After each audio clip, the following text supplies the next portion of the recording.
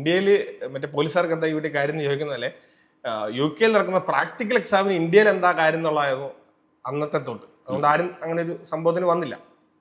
പക്ഷെ നമ്മളൊരു ഇനിഷ്യേഷൻ എടുത്തിട്ട് നമ്മൾ ചിന്തിക്കുന്നത് ഇവർക്ക് പോകുന്നതിന് മുന്നേ ഒരു ക്രാഷ് കോഴ്സ് പോലെ ഒരു സംഭവം കൊടുക്കുവാണെങ്കിൽ ഇവർക്ക് അവിടെ എത്തുമ്പോൾ അത് യൂസ്ഫുൾ ആകുമല്ലോ എന്നുള്ളതാണ് നമ്മുടെ ചിന്ത.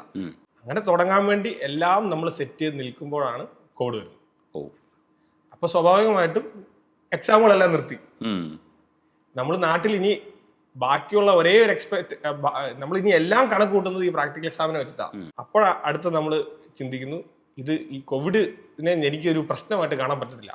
ഞാനപ്പോൾ ഇതിനകത്ത് എന്താണ് നമുക്ക് ഇത് ചിലപ്പോൾ ഒരു അഡ്വാൻറ്റേജ് ആകാം ഈ കോവിഡ് എന്ന് പറഞ്ഞാൽ. കാരണം എല്ലാ ലോകം മുഴുവൻ ആൾക്കാർ റെസ്റ്റ് എടുക്കുകയാണ്. ഇപ്പം നമ്മളൊന്ന് ഹാർഡ് വർക്ക് ചെയ്ത് കഴിഞ്ഞാൽ എന്നായാലും ഈ ക്രൈസിസ് മാറും.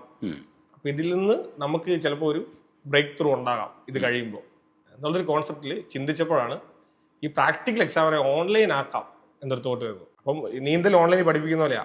ഇത് പറയുമ്പോൾ എല്ലാവരും ചോദിക്കുന്നത് ഇതെങ്ങനെ ഓൺലൈനിൽ പഠിപ്പിക്കാൻ പറ്റും, ഇത് ഓൺലൈനിൽ പഠിപ്പിക്കാൻ പറ്റില്ല എന്നൊരു സംഭവം.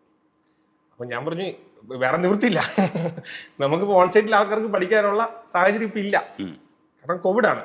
ഇതിപ്പോൾ എപ്പോഴത്തേക്ക് മാറുമെന്ന് അറിയത്തില്ല. നമുക്ക് ഓൺലൈനിൽ തുടങ്ങി നോക്കാമെന്ന് പറഞ്ഞു. നമ്മൾ ഓൺലൈനിൽ തുടങ്ങിയപ്പോൾ തന്നെ ഇത് പെട്ടെന്ന് ക്ലിക്കായി.